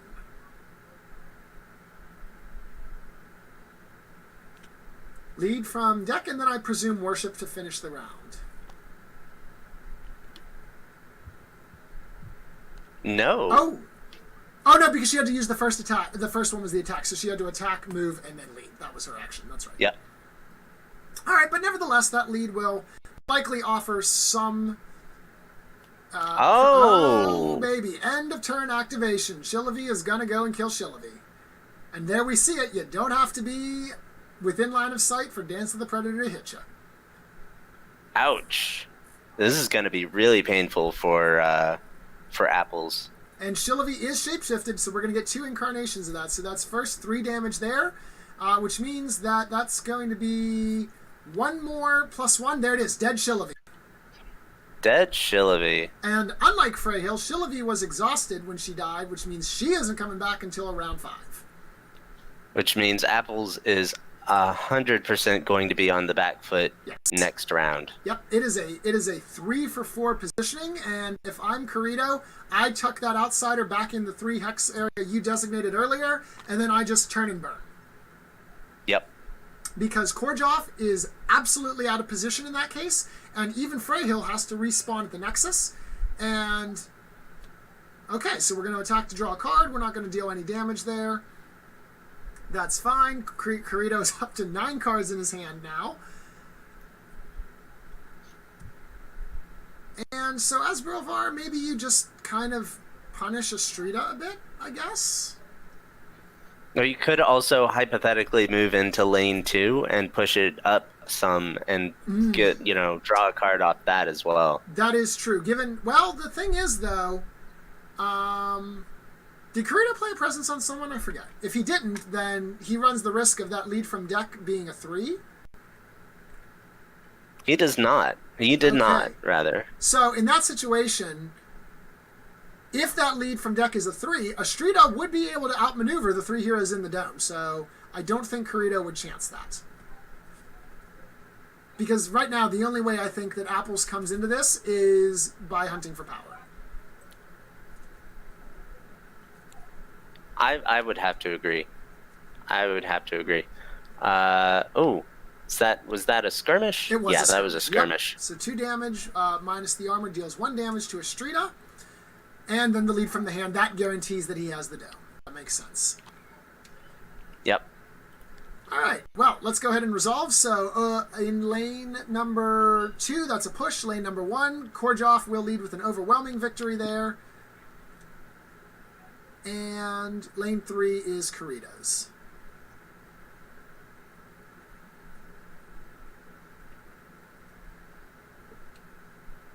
I'm a little curious as to why Astrida is back up to 16. Did we miscalculate the damage somehow? No? Brilvar? Oh, because Brilvar's disarmed. Brilvar was disarmed, that's why. So the skirmish damage would have been cut in half. That's right. That's right. Yep. All right, so... Yep, and so minions continue to grow. Korjov led with a 2. And if I remember, Korjov did play the presence, so this is going to... I mean, not that it really matters in this situation, because that Korjov did not play a presence. Oh, he did not. Okay. I'm not going to scroll down because I'm afraid I'll get yelled at if I do too much scrolling. He did lead with a presence, but he didn't play a presence. Thank you. All right, well, regardless of that, the control token is going to go all the way against the tower, as we mentioned, but as you pointed out, no, I'm sorry, not all the way, just 2, actually. Okay, never mind. So No, it goes all the way. Okay, I thought it did all the way. Yeah. So no tower damage, which means that this is the turn where we can deal tower damage, which means, as you pointed out, Nexus Destruction turn 5 at a minimum, and I think that Apples will have a hard time surviving 2 more turns for that to fully resolve. Kirito, with the 2 hero kills in round 3, bought himself a massive advantage. Yeah, 100%. I think as Kirito, you just shift over to hunting for power and you just win. Yeah. Like, he's got 8 cards in hand. He's gonna draw 2 and be at 10 cards at the end of the round. I assume one of them's a rampant hatred. At least one of them, right? Yeah, at least one of them. Yep.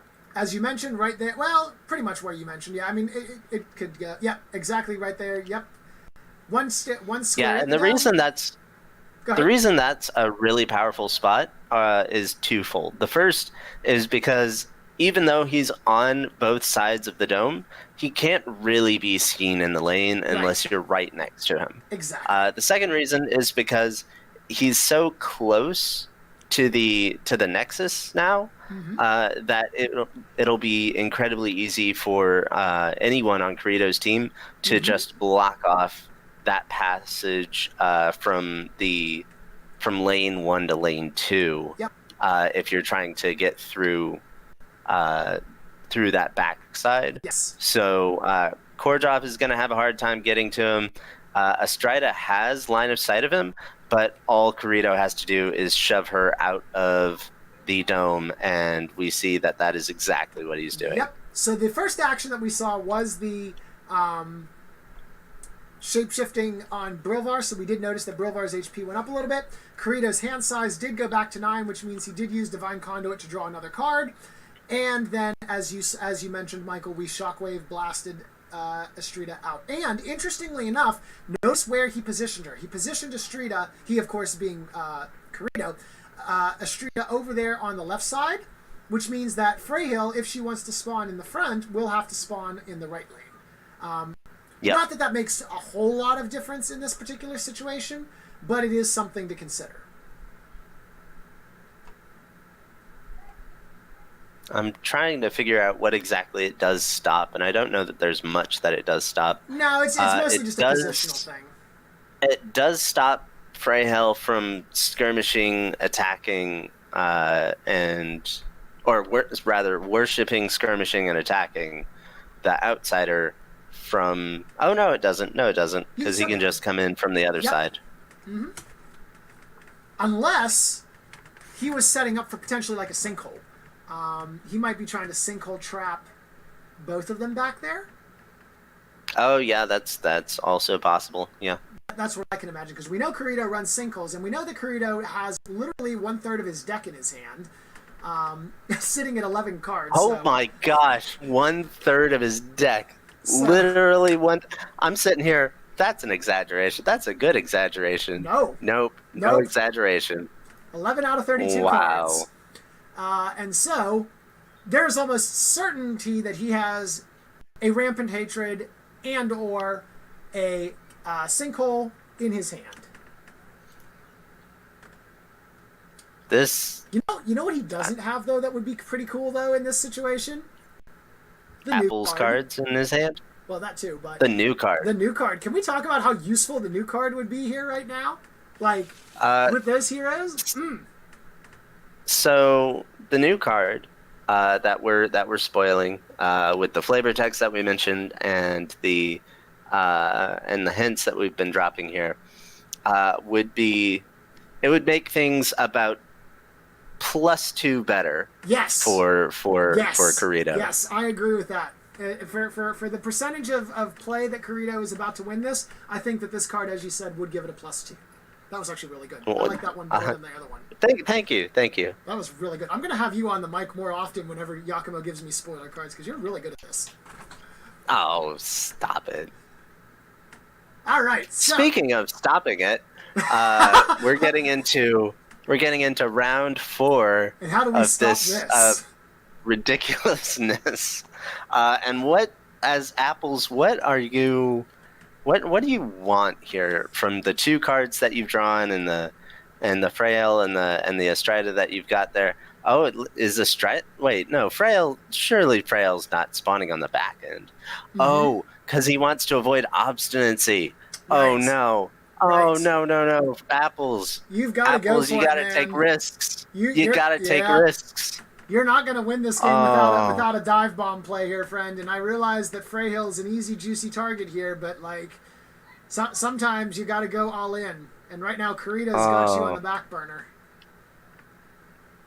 I got to say, as a caster, this is hard to watch. How about as a degenerate, though? As a degenerate, I'm going to try to not let my personal bias, affect my casting. A very good policy. Mostly because also as a degenerate, Suicide Squad has a special place in my heart for loathing. I don't want to take too much credit, but I feel like I was one of the first whipping posts that Kirito used Suicide Squad on. So really, you're saying that the reason Kirito here today is because of you? No, I refuse to say that. I'm not taking that blame. Don't you dare put that on me. I tried. I'm sorry. I'm being called away by a child. I will be right back in the casting booth in just a second. Please, take care. All right, so meanwhile, speaking of taking care of things, Apple is going to start trying to take care of this situation by activating Estrida. Interesting. I thought he might use one of his mages because of the potential that, okay, and there comes the sinkhole that we expected. Brovar, targeting that hex right there, is going to pretty much trap Estrida such that she's not going to be able to move too much and set things up here such that Kirito will be able to just kind of turn and burn, as I mentioned, on the outsider. With round number 4, each hero using 4 mana here, I can see very easily 15 HP disappearing from a combination of Freyhill's healing, plus any strength over pains, plus rampant hatreds that could be on hand here. So we're going to use that sinkhole, drag Estrida over there to the other side of the map, and prohibit her from moving. It looks like... There we go. Kirito being very nice, highlighting the parameters for us, so that means the outsider is out of range of Estrida for this turn. Given that option... Man, that's going to be really, really hindering for Apples. Yep. Because now I think that I think Kirito just activates Freyhill and just turn and burns. Like, I don't think there's anything that he can do to stop that. I think you're right. I think that hunting for power just happens. Yep.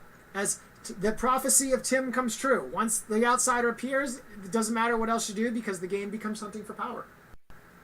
Oh, is that another thing that we're coining from Tim? The prophecy? I think so. That hunting for power props. Okay. So far, folks, we've got two very common phrases from Tim. Yep.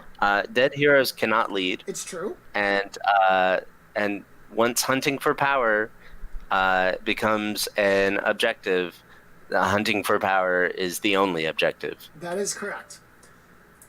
All right. So no, go ahead. What else? No. What else does Estrida do here? Like, she's limited to just inside the dome and nowhere else, or well, technically around the Nexus. But I mean, seriously, no one wants to stay around the Nexus. Yeah, that's not gonna do anything really. He can't even move within line of sight of control. No. Yeah, control point 2. Like. It's just... This is a very feels bad man moment. Yeah, 100%. Would you say that sinkhole is the positional equivalent of a Skytear drain? Yeah, well, the thing is, though, I mean, it's powerful. Yeah, Skytear Drain, Sinkhole, they're both... And you know what's interesting? They're both green cards. I'm sensing a theme here. What, that green is just unfun to play against? Yep. Alright, so here we go. Freyhill is activating. Here comes the attack. This will be piercing as she is shapeshifted, and I think at this point we just watch Kirito unload until the outsider dies. That's 3 damage to the outsider, brings him down to 12. Here comes some combination of Strength over Pain and healing cards. There's a Strength over Pain. Minus 2 HP to Freyhill will put a Revenge trigger on the stack and enable her to attack again. And then I assume there's enough healing cards in Kirito's hand, plus 2 damage on the Revenge. That's 3 damage to bring it to 9. Another attack will bring him down another 2 plus the flip. Likely 3. Show me cards. Plus 2. Oh, All right, nope, 4 damage. It's 4 this time. So that brings him down to 5, and now we're just going to watch Kirito play a number of healing cards and blow up the outsider. There's the Sacrifice. Sacrifice won't immediately kill it, but due to the fact that Freyhill loses 2 HP, the Revenge trigger will finish the job. So therefore, congratulations, Kirito. Is your August Clash champion. Victory by hunting for power as we watch the last of the Outsiders' HP drain. And once overkill. Yep. That is an exploded Outsider. Game over. Oh, wow. And Kirito had a whole lot of healing to go with some Skytear discharge. All right. Well, let's go ahead and talk with the players, and then we'll show that magical card. Sounds good. That mistake really changed it. That mistake. I mean, I think that we were point by point until that mistakes. Sure. But of course, that one changed the whole match. Oh, for sure. I think it would have been very, very close game if you hadn't made that mistake there.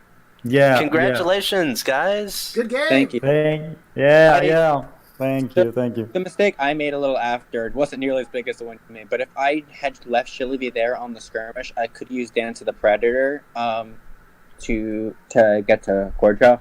Yeah. And I was also thinking of using a sacrifice from Brovar just to trigger revenge on Kordjov I was going to go for the double kill on Kordjov and Shilivy, but then Kordjov ran away. I'm like, okay, I'm just going to kill Shilivy after she activates and just try and make it so you can't stop me from killing the outsider. Yeah, of course. So, yeah. That big mistakes. I mean, this game is made in a way that if you do a big mistake like that one, you are not. You pay for your mistakes. So that's what happened.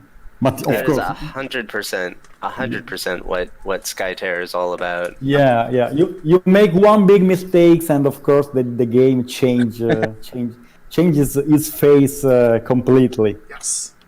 Yeah. Running Kordja away was a good move, though. yeah, of course. I mean, the only way I could possibly win this game was by destroying your Nexus, even if it is a really, really long shot. Yeah, I mean, I was worried about Frail coming back in and doing kind of the same sort of things I was doing there, so I made sure to kill Shilivy after she activated, so only you were only going to have one of them. Yeah. Mm-hmm.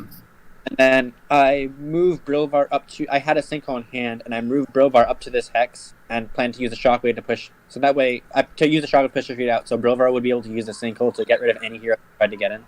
Yeah, of course. I mean, I also felt pretty good when we went into turn 3, Golbjarn alive, because of your mistake there. Went into turn 3, and I had all 4 ultimates in hand. Yeah. You had all 4 ultimates in hand? Oh my. So, I only had 3. I had 2 in my opening hand. I drew 1 on turn 2, and then I drew Avalanche as my card for turn on turn 3. Or no, off the outsider. Okay. Wow. Wow. Wow. I mean, to be fair, as we were talking about, you had quite literally 1/3 of your deck in your hand. So at the end, that was amusing. I mean, that was. I think the play that got everyone riled up was the big stack. Oh yeah, that was awesome. That brought out Dance of the Predator and Glacial Rebirth and Feral Vitality. No one ever uses that as a play. Yeah, it was unbelievable. Yeah, so, it was really nice. It was really nice. I think I should have gone for my Dance of the Predator before the Feral Vitality. Or even gone Dance the Predator before Glacial Rebirth and tried to save the Feral Vitality for last because I opened him up to potentially killing with the Dance the Predator. Right. There, luckily, Golbjarn survived at 1. Yeah. Or 2. Yeah. That was really close. Really close. Oh yeah. If that had gone off, it would have been a completely different game because that Glacial Rebirth would have been charmed away. I wouldn't have killed your Frail. I mean, I would have then used the Dance of the Predator to kill Frail probably, but it would have been a very good game. Yeah. But I should have killed Gerbrion at the end of turn 2. I just completely missed that you played Presence. I mean, it was not in my mind, so I was sure to win the Outsider, and so I was trying to do the double kill with the Outsider, but I was that was my mistake. I wondered if you were just keeping both heroes alive to shoot for the double kill. No. It was just a matter of a stupid mistakes. In my mind, he didn't play his Presence, so I was 100% sure that I was going to win the Dome, and actually, I didn't. In your mind, you did though, because you didn't play his Presence. Yeah. I was completely. I don't know why. I just kept that information. I mean, my mind didn't collect it. So I had a whole strategy in my mind based on my delusion. And so I was thinking, oh yeah, now I do this and that, now I do that. So yeah, there are no other words. Just saying, there was a big and huge mistakes. I was 100% sure to win the Dome, and so that changed the game, because if I realized that he had the Presence, I would have killed Brilvar before he healed. And, you mean Gulbjorn? Yeah, Gulbjorn. Yeah, I could have killed Gulbjorn really easily because he didn't have any mana left, and I just had the card in my hand to kill him. So I just decided not to do this because of the strategy that was only in my mind. Right. I've been there before.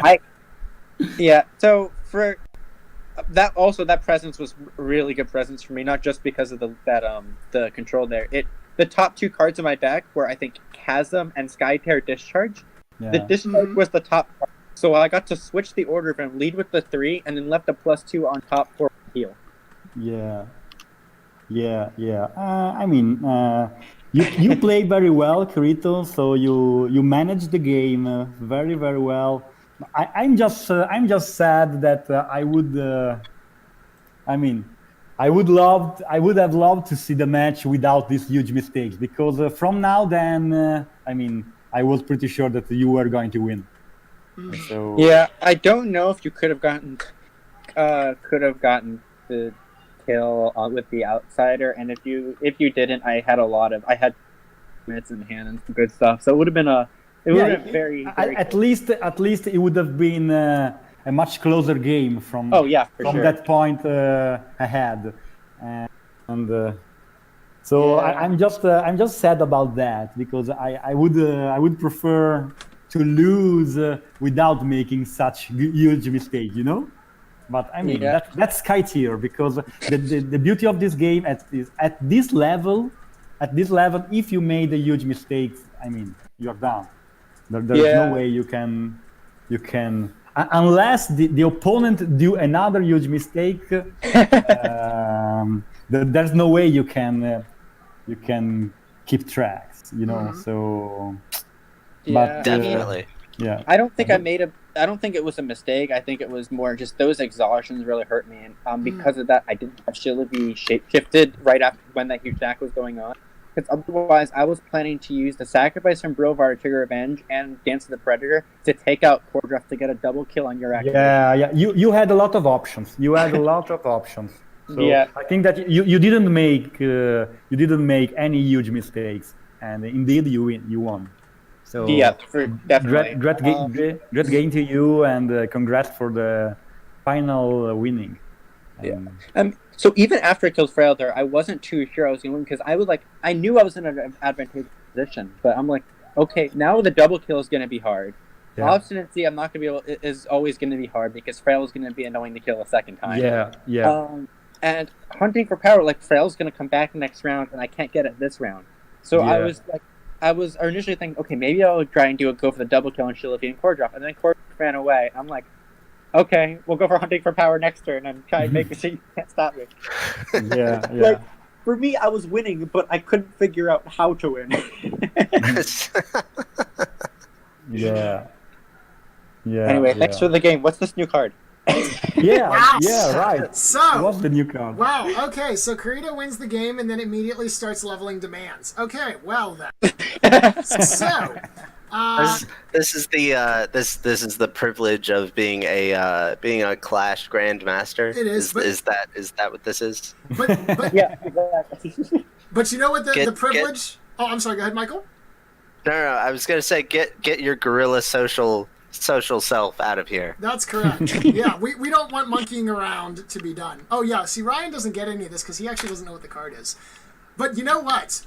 It's time to reveal. Ladies and gentlemen, so if you will please, I'm not going to try to bring it up on stream because I've tried with several different cards and it never works, so we're just going to skip that. If you will draw your attention to the general chat, you will now see Endless Sun Power Card number 16. As you may have guessed by this point, it is referred to as Guerrilla Tactics. It is a green action card, 1 mana, +1, with the ability, the caster gaining +2 skirmish damage. Oh boy. Golbjorn loves So, it. that is correct. I was talking about this, so it was actually really funny how this came about. We were setting up for the stream, and I posted the thing in the content channel of we'll be going live soon, and Giacomo just sends me a quick private message and goes, "Hey man, what's up?" And I said, "Hello there," and he goes, "How about a spoiler card for the game finals today?" And I said, "Absolutely." And so then I had the choice between either a situational green card or a general green card, and I figured since we've seen a number of situationally applicable cards, let's go with a more generalized card. And so we get this nice +2 skirmish damage card here. Very nice and easily stackable at a +1, at a 1 mana, and also +1 means it doesn't feel too bad to flip either. And as you mentioned, Ryan, Gilbjorn loves this. That was Giacomo's sentiments as well. He, as soon as he made his comment, he sent me a GIF of a giant atom bomb explosion, which I agree with. The other Of course, option, we toyed around with all of the different shenanigans that Nelliclin could get up to Yes. with 3x guerrilla tactics plus rampant hatred. Oh boy, +9, like +9 rampant hatred, 2 skirmishes, piercing damage, like double kills left and right. Almost as gross as Golbjorn. Almost. God, Possibly. I would love that with rampant hatred and go like that 4 mana or turn 3 with a flux, rampant hatred plus guerrilla tactics on Golbjorn. Feels good, man. That would be pretty devastating. Speaking of which, I think that's the first time I think that's the first time I ever casted Feral Vitality in a game, by the way. And I chose It's to the cast first it time over. anyone's Yeah, cast Feral Vitality. I've never seen that card used as anything for used for its actual purpose. I've only seen it be used as a lead or as a flip. Yeah, it's if you get it in hand, it's a lead. Mm-hmm. If you don't, it's a flip, and that's it. Like no one ever tries to kill Golbjorn. But it was Yes. so clutch there. It really was. I chose Is to that use the wait, over rampant no. hatred. What is So, this? Kirito, I have to ask: is that why you moved Golbjorn in early, like early in the game?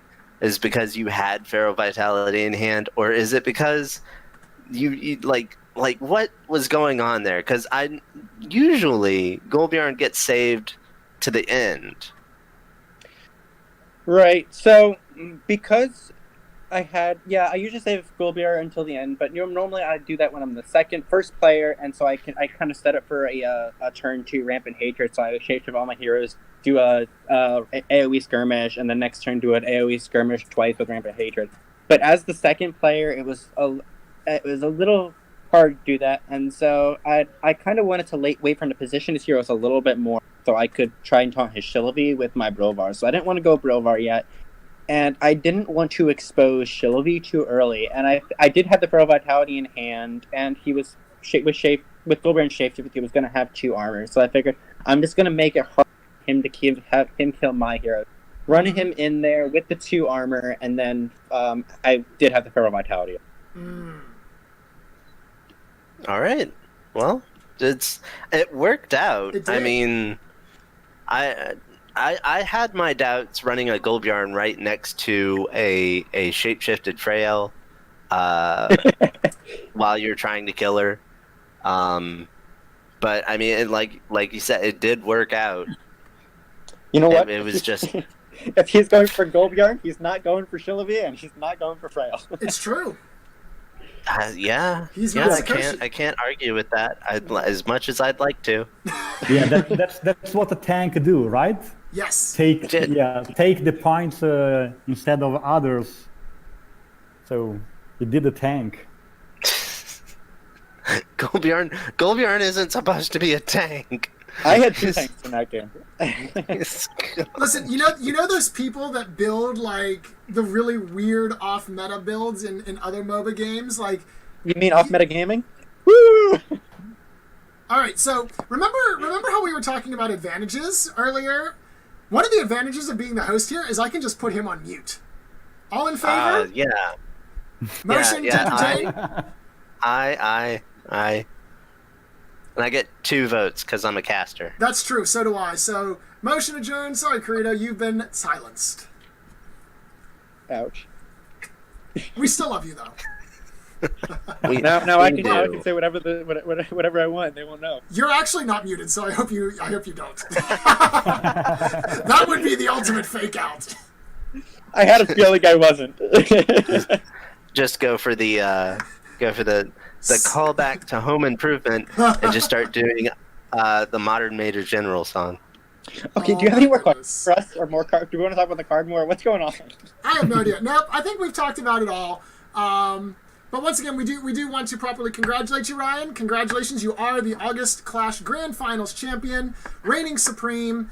Now let's go talk about September, because that's what matters in August. So, that's a wrap. Oh man. So, to all of our viewers, thank you very much for tuning in for this roller coaster ride of fun. I'm impressed if any of you have stuck around this far to listen to us ramble and babble incoherently. I hope you enjoyed the new card. There's a lot of Skytear action to come again this week. I'm sure we'll feature several matches from the September and October clashes, which should be getting underway. And of course, as we did mention, we do have the in-person qualifier tournament taking place in, I hope I'm pronouncing this correctly, Genova, Italy. Later on, I believe that is Sunday. So again, Game Slayer, hopefully I'm going to try to drag him into that again. Will be with me for that experience. We'll try to bring that to you live now that we've figured out a pretty decent setup to bring you quality in-person Skytear. And if we're lucky, I might be able to persuade Giacomo to drop us another card, maybe, possibly. Wake, nudge, nudge. Maybe. So thank you very much, everyone. For all of us here at the broadcasting booth, for Michael, thank you for joining me. Ryan and Apples, good game to both of you. This is the Commander, and we'll see you guys on the next mission. Have a good night. Thank you. Thank you. Goodbye, guys.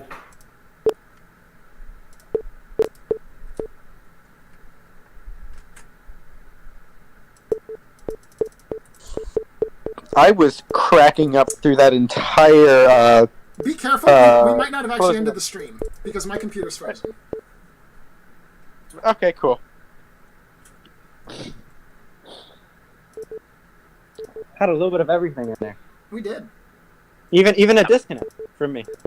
Yes.